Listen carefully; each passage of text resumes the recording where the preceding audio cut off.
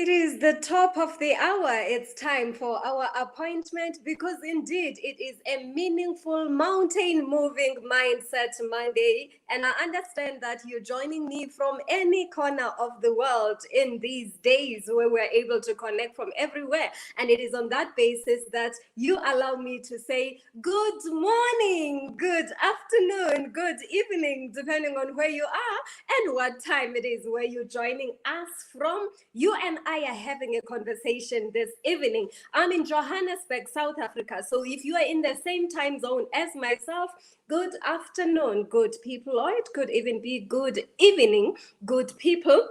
So my name is Zoliswa Tshetshe. I am a transformation life coach, inspirational speaker, and published author of this book entitled I Serve, and this book entitled Beauty in a Shitty Life, Looking Through a Clean Lens.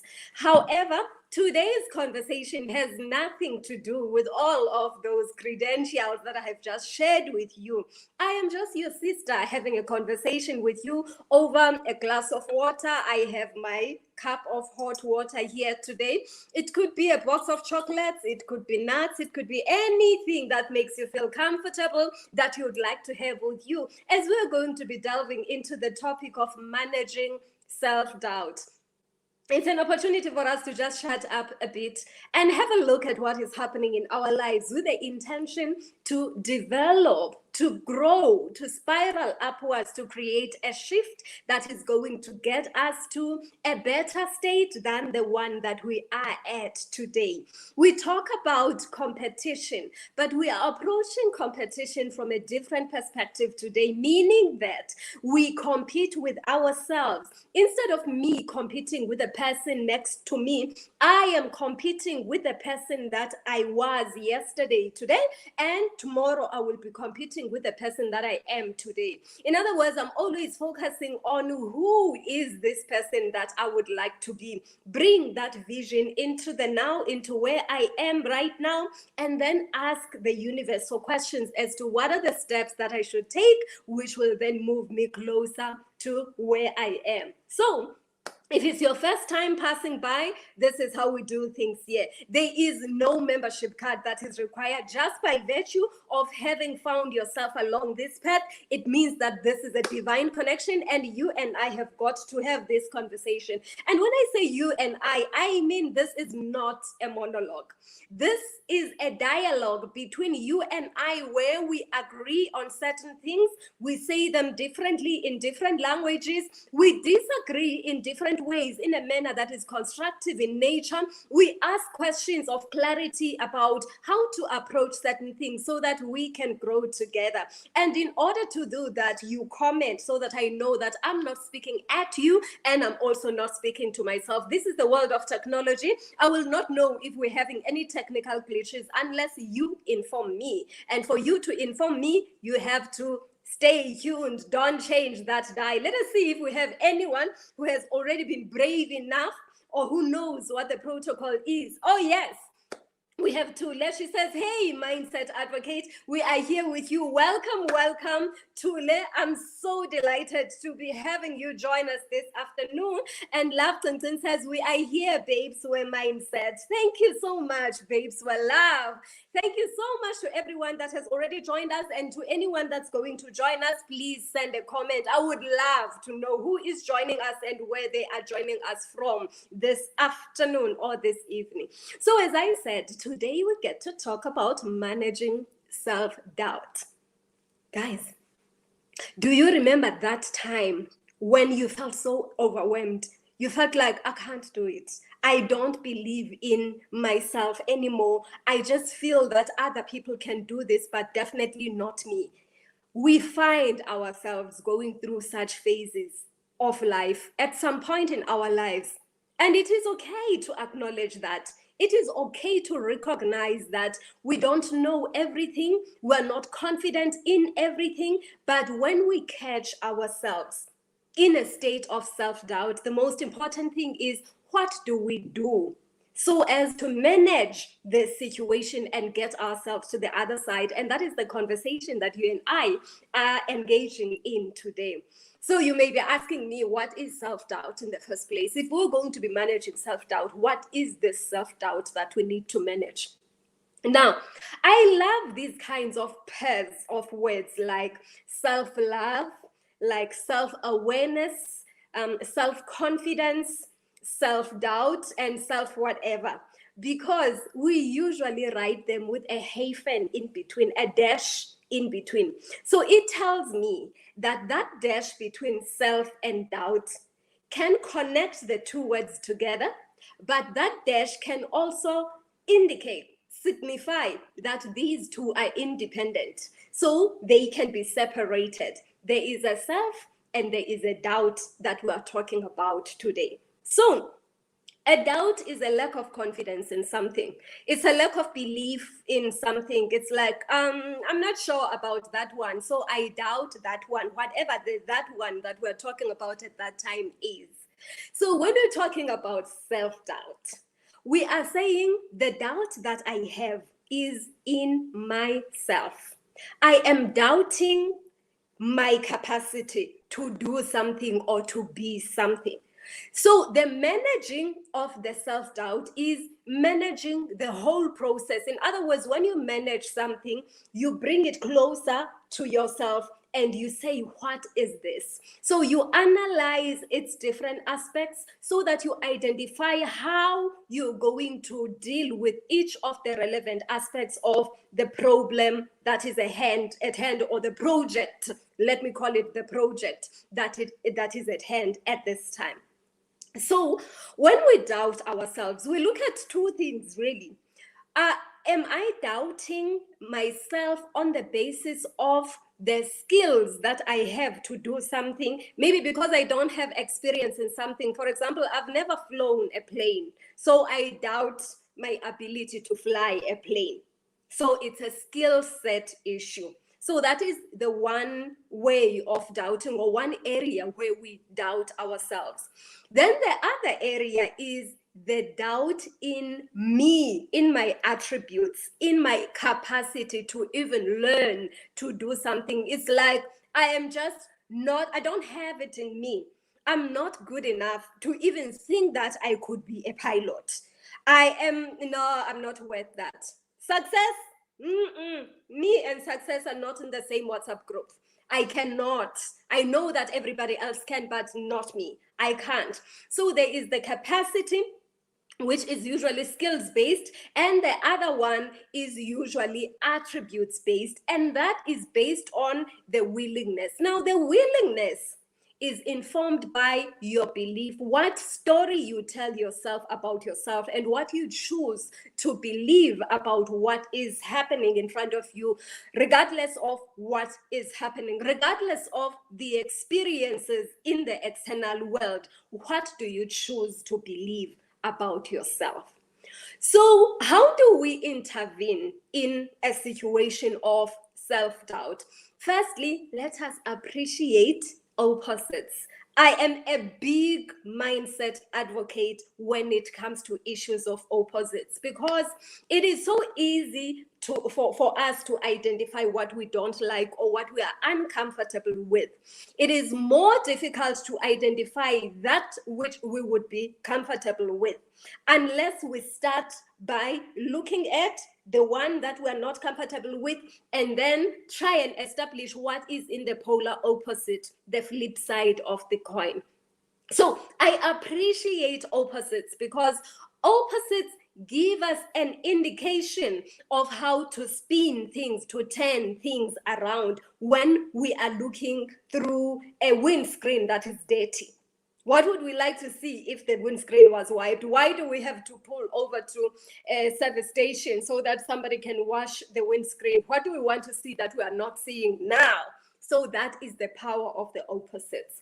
So when we're looking at the ability, which I said was the first area that we consider in the space of self-doubt, my abilities, if I were to use the example of a pilot, are limited because I have not learned the skills that are required. I do not have the qualifications that are required of me to be a pilot in a plane. I don't have that. But is it something that can be learned? Yes, it is something that can be learned. And if it is something that can be learned, skills can be acquired. So what I can do to bridge the gap between where I am, where I have self-doubt, which is based on the abilities, to where I would like to be, is by intervening, putting in place intervention measures that have to do with the acquisition of the necessary skills.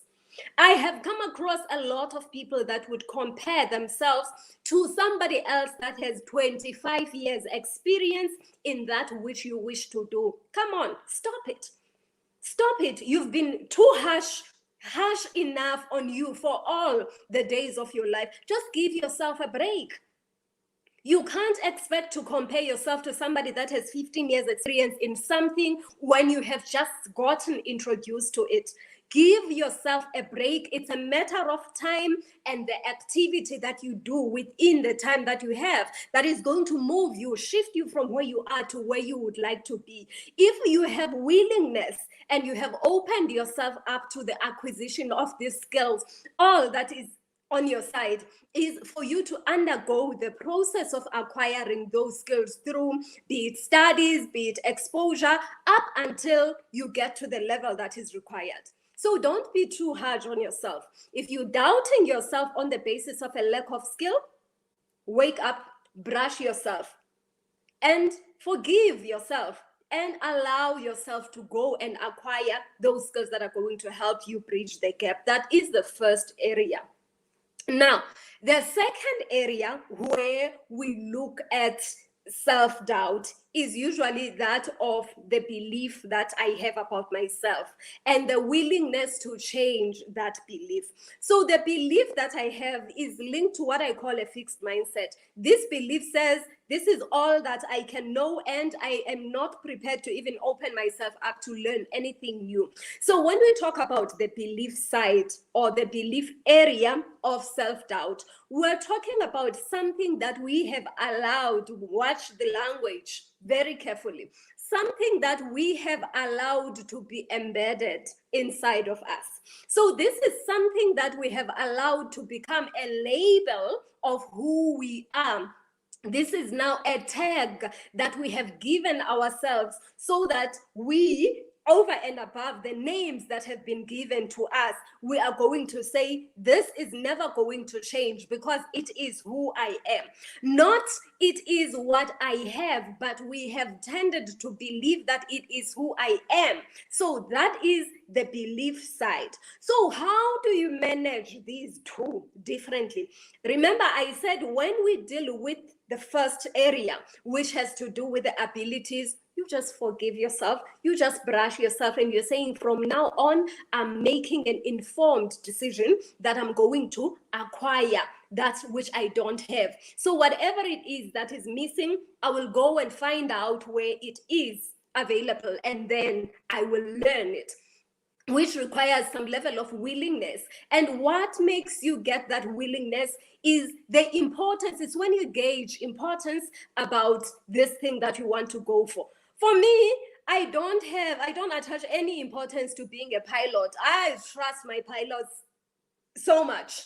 I bow down when a captain and the first officer pass by because I know that at some point they are sort of holding my life in their hands like that when I am in an aircraft. So I have no desire whatsoever. The desire that I have is to revolutionize the world, to become a place where everyone lives a life they live through transformational coaching and speaking. That is what I have a desire to do. But being a pilot is not something that I desire, and therefore I don't have the willingness to go and bridge the gap between the knowledge or the capacity that I have of being a pilot right now and that which is required for me to pilot a plane. I don't have the willingness, I don't have the interest, and therefore it's okay to outsource that to somebody else if I still need to be in a plane. But when so there's willingness that is required, and the willingness allows us to have some kind of a discipline to propel us, to push us towards the acquisition of the skills that we need. So when we get to the second side now, which is the one that is based on the beliefs, Laftonton says, I appreciate the reminder to be self-compassionate. I've been receiving quite a bit of that lately. Thank you, coach. You are so welcome. If you don't give it to yourself, you can't expect other people to give it to you, because whatever you are doing to yourself is an indication of the standards that you are sending out to the universe to say, this is how you treat me. So when you forgive yourself, when you apply that self-compassion on you, you are saying to the universe, have compassion on me. When you are applying and expressing kindness to yourself, you are saying to the universe, be kind to me. This is how I define the treatment that I would like to receive. And because I acknowledge, I embrace, and I understand that it begins from within me, it's an inside out approach, I start by taking the first step to do it so that it comes back to me, because everything is energy, and energy is going to flow towards where you are sending it. So when you're sending it out to the universe, it is still going to come back to you from the universe in the manner in which you have planted it as a seed out there. Now, you are acquiring something, you are growing something when you're looking at the first area, the one of the skills. So I call that watering. So it's more like you have planted a seed by making a decision that you want to be a pilot. And then when you go to learn what is required of you to become a certified pilot, you are watering the seed that you have planted. On this side of the beliefs, instead of acquiring something, you actually get restored to factory settings.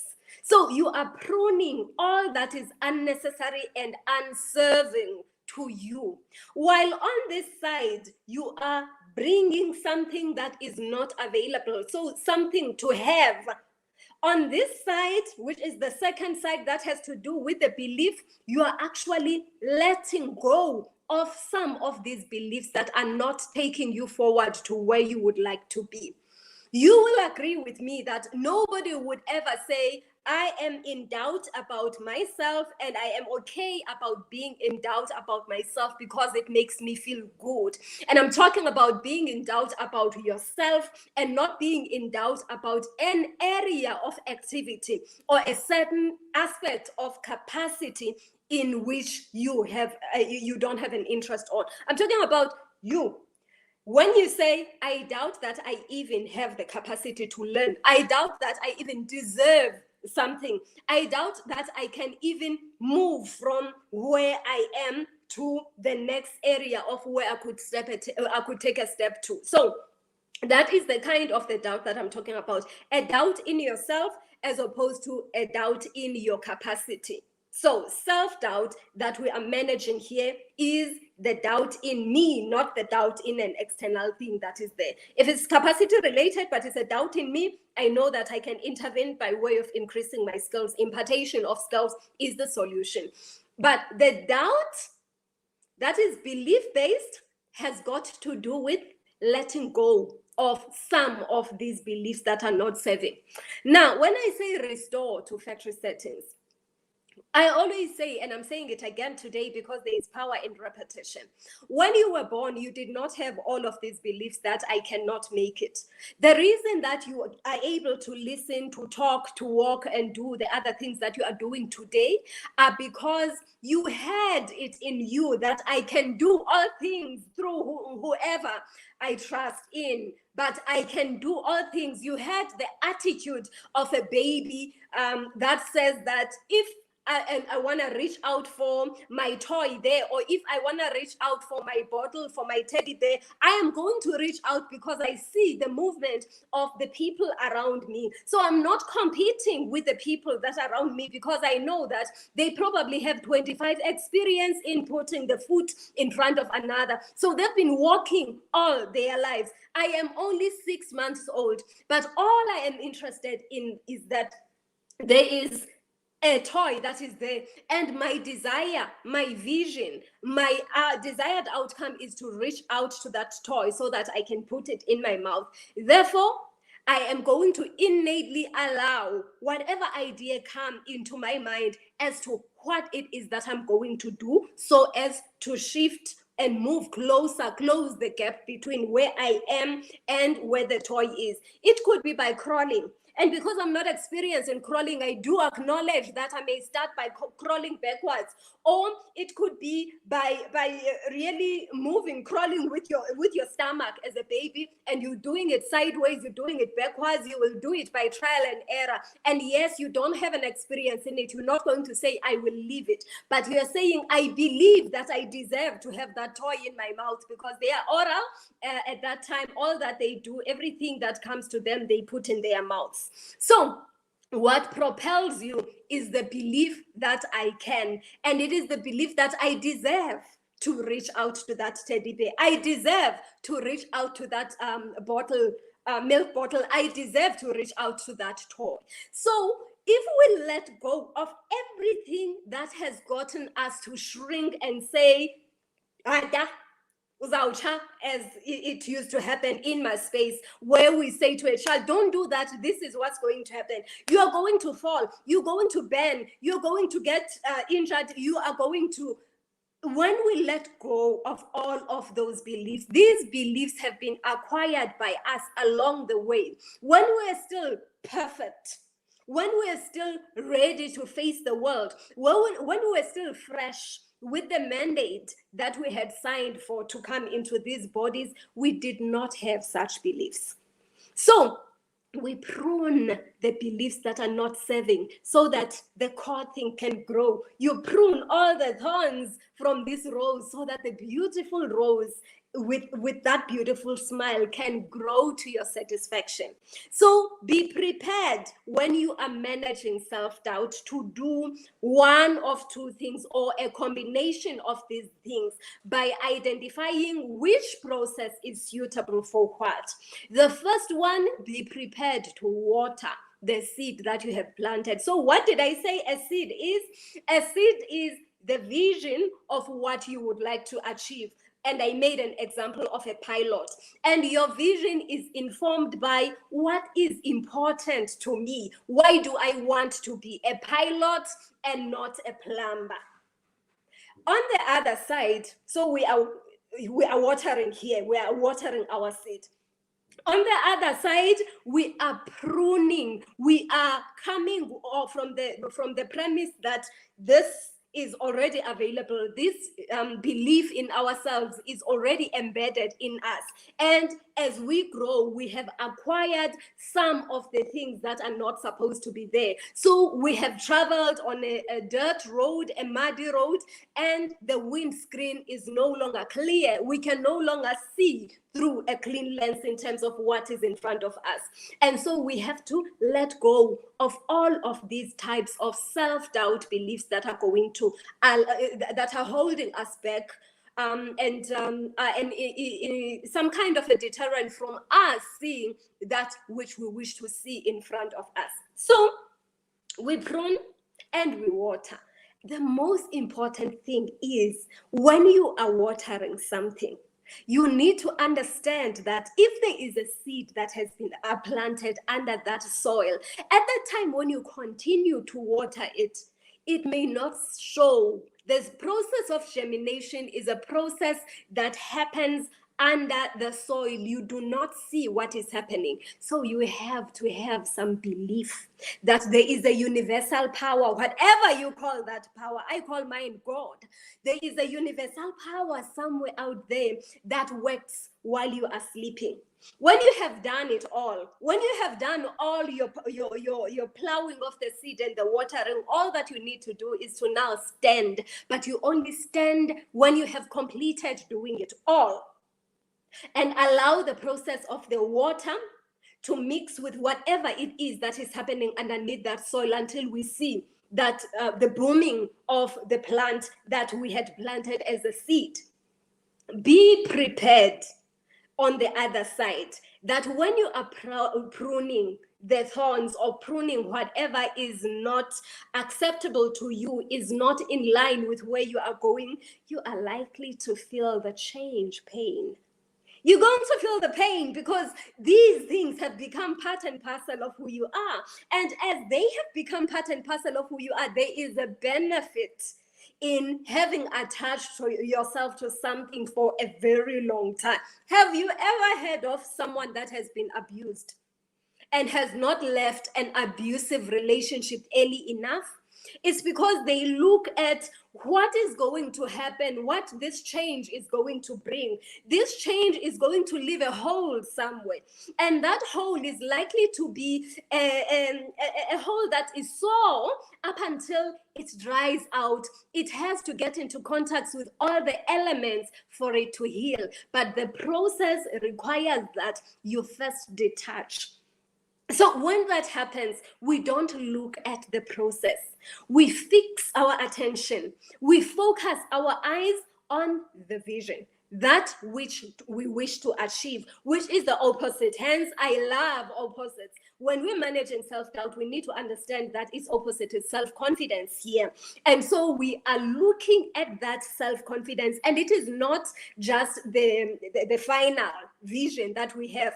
It is what we will allow ourselves to do as a result of putting on and recognizing the confidence that is already residing inside of us. And now, if I say that when we're talking about pruning, we come from the premise that these things are already available to us, these beliefs are already available to us, but there are certain attachments that have come to them. You know the shape of the COVID virus, right? It's more like a ball that has all of those kinds of things. I don't know what they are called now. The word has escaped.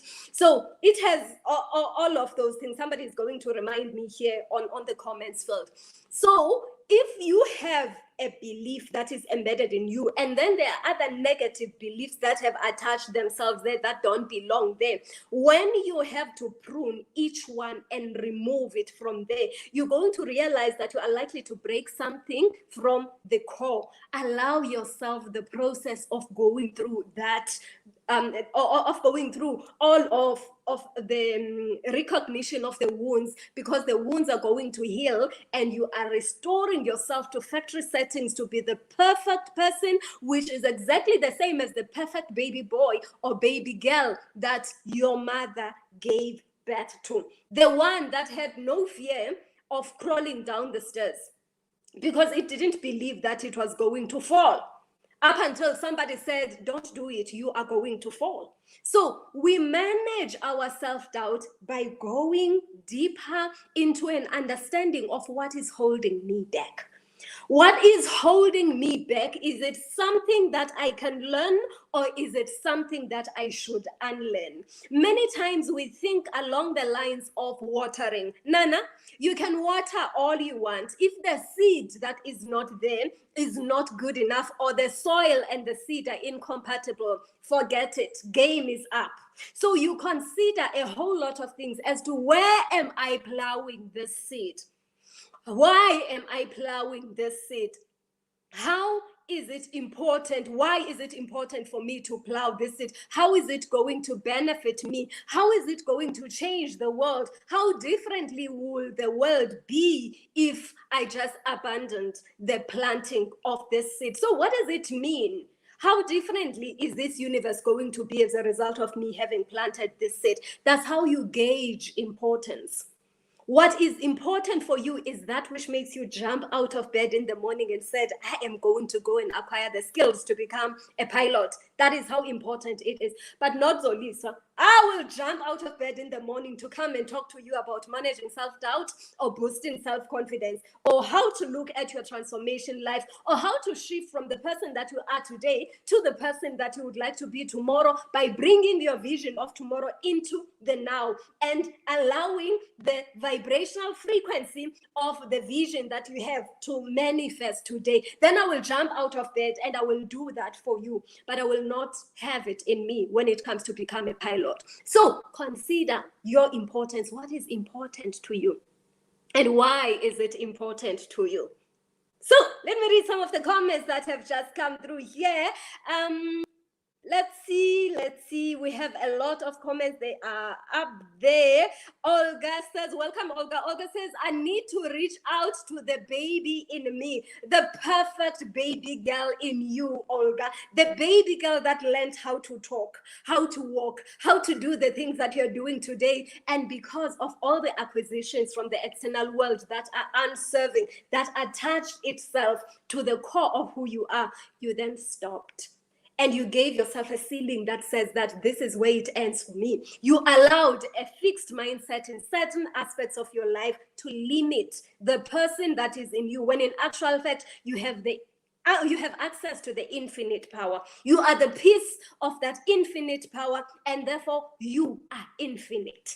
So, Olga says, I can, I deserve. And that is the mental attitude. That is the belief that we want to remain behind as we are pruning all of these other thoughts and beliefs and emotions and involvements that are unserving to us. Thank you, Olga, for that. Laftonson says, very true. Some beliefs took away from our original perfection. They took away from our original perfection in the sense that they covered it. They covered that perfection in such a way that it is invisible. And the unfortunate part of it is that it becomes invisible even to ourselves. And because it's an inside-out job, whatever is invisible to us, that is how we show up to the world, to the external world. So it becomes invisible to the external world as well, because we are wearing this coat that is covering the perfection, because somebody may have said to us, knowingly or unknowingly, somebody may have said to us, that is sensitive.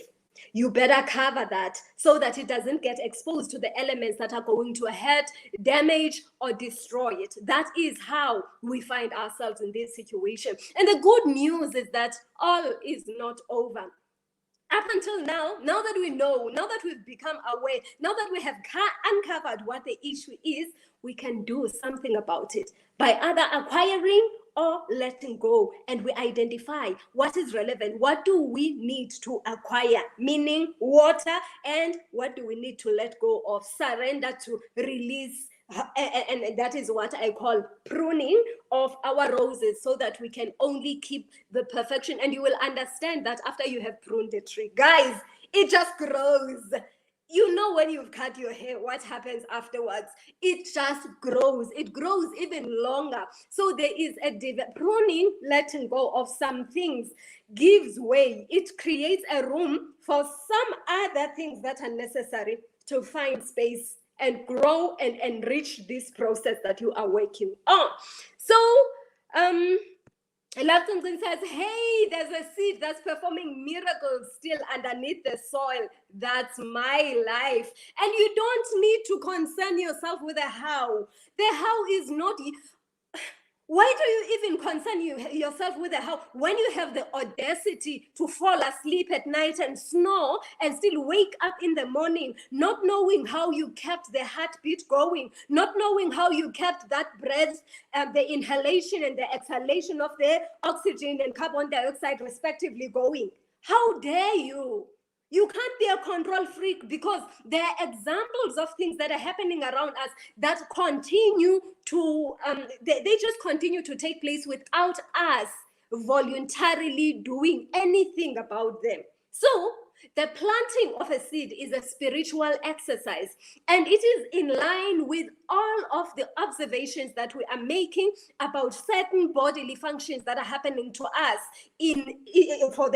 by way of example, the heartbeat, that we have no control over. Can I ask somebody to just stop your heartbeat now for the next 7 seconds?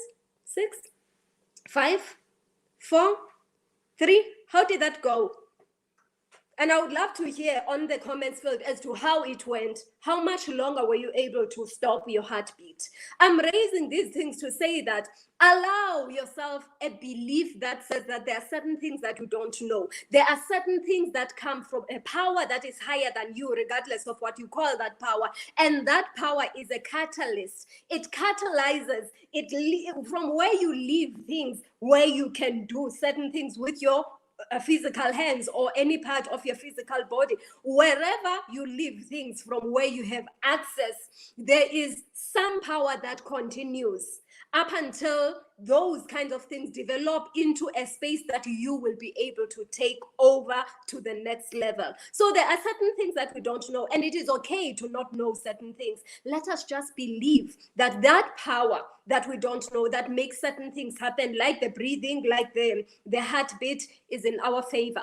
So for that power to be in our favor, let us ask ourselves questions such as, this vision that I have, is it in line with that power's vision?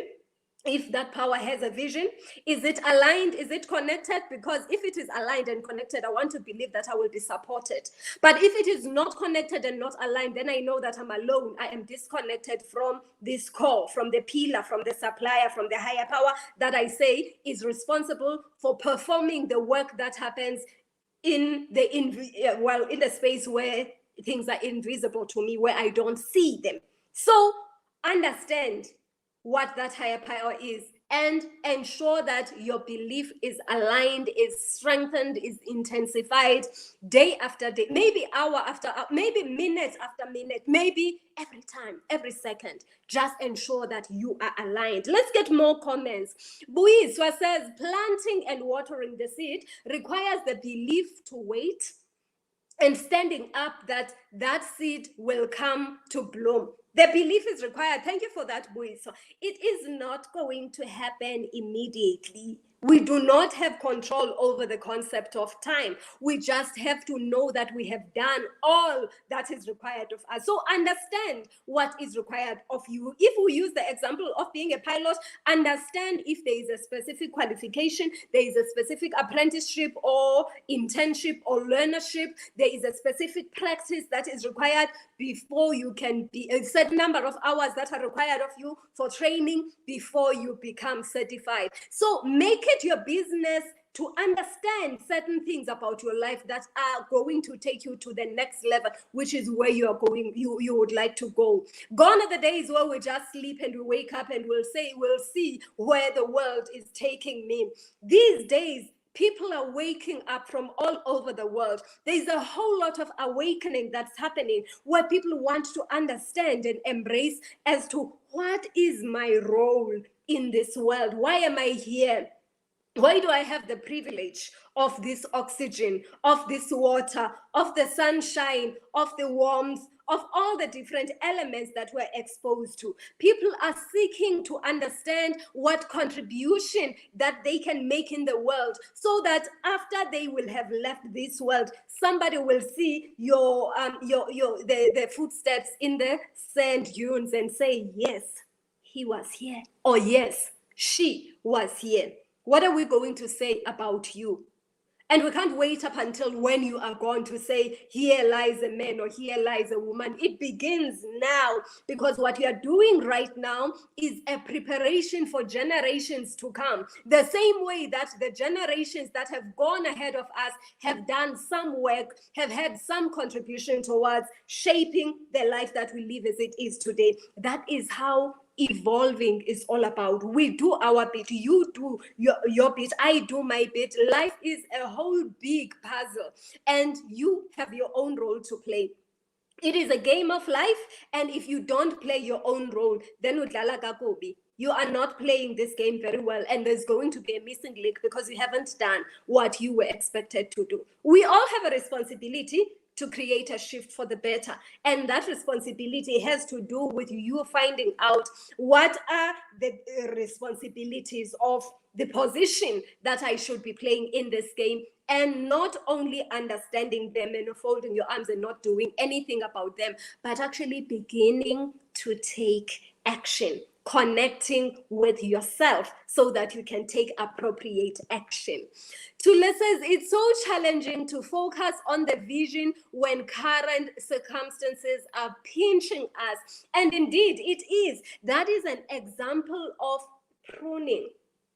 Because when you are pruning and you are feeling this pain, you look at all the cuts, you look at all of the ends of this plant that is left open, and it's more like it is an open wound. Those are the external circumstances glaring at you, sometimes as if they are laughing at you.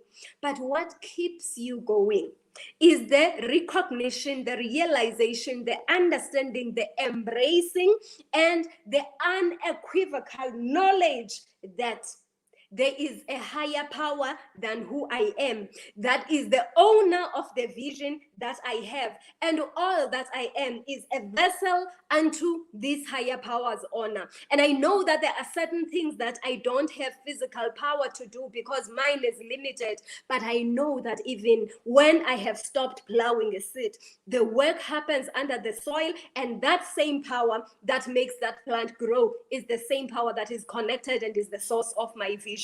So when you know that that vision is not just a vision of yourself, but it is a vision that is connected to the mandate just for you to carry out certain responsibilities for the manifestation of that vision, then you will know that your work is not really your work. You are not alone. Leftonton says, it's not just about watering. It is not just about watering, it is about pruning. So watering is very nice because watering brings something into this plant. So it's taking something from somewhere, from the external world, from evaporation, and rain comes, the condensation, and all of those beautiful processes. Then something comes from the external world into the plant. But the plant has already grown with the weeds, it has grown with the thorns, it has grown with all the other things that are holding it back from growing further. It has to be pruned. So it's not just about watering, it is about watering and pruning. Recognize which aspects of your life need watering and recognize those that need pruning. And be careful not to water when you should prune. Recognize the time when you have to prune certain things. There may be times where you have to cut out some relationships that you have in your life because they are not taking you to the next step. Prune them, baby, because the moment you prune them, you are going to have to deal with the wounds that are left on this plant. But as we have already said, the growth that is coming after you have pruned supersedes, it exceeds what you were holding on to. Whatever it is that you are holding on to is impeding the growth that is waiting to come and manifest. Let go of certain relationships that are not serving. Identify, listen to the inner voice, and it is going to tell you that there is no need to water. This is a desert. You don't water in a desert where the soil is not fertile. It doesn't matter how much you tend it, it doesn't matter how much you pray for it. It is not going to happen because there is no fertile ground. There is no compatibility between the seed and the soil. Be aware of that. Laptonton says, please let us not allow our team to be beaten. Let's play our role. This is a league that we're playing for here, and we want to win, right? Except that there is no one team against the other. We all collectively want to win. Let us play our own responsibility so that we can get the ball to hit the net. All of us are going to be winners, and we will be happy that we have created a place conducive for our children to live in. And Laptonton says again, it's also about the quality of the soil, the compatibility of the plant to the soil it's planted in. That is very important. Thank you, Tonton. We are not going to know that it is sand, that it is mud, that it is clay up until we get closer. We get close up and personal with the soil. We become geotechnical engineers ourselves and assess the soil, because this is the soil from where we are seeking to grow something. So if you are an investor and you are going to put your money into something, you will want to know that there is potential for growth here. There is potential for return on investment here. You don't just throw your money anywhere. Any form of a plant that you are plowing is an investment into that ROI, that return that you are seeking to yield. So be careful where you are planting your seed, and understand that it's not just about watering. It is about watering And it is also about pruning.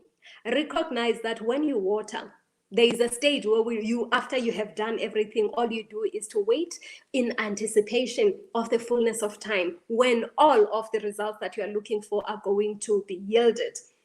When you are pruning, there will be change pain because you have changed the shape of what was available to you. However, it is temporary, it's going to pass. And when it passes, the room for even greater things will have been created for you. And when that happens, you will realize that all along, the greatness has been waiting for you to just allow its space to manifest. My name is Zoliswa Tshetshe. This has been Mindset Monday, and today we've been talking about managing self-doubt.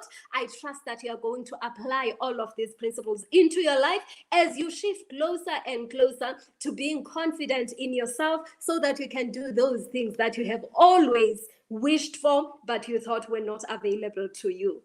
Up until next time, remember, this is only the beginning. The best is yet to come, and have a good evening.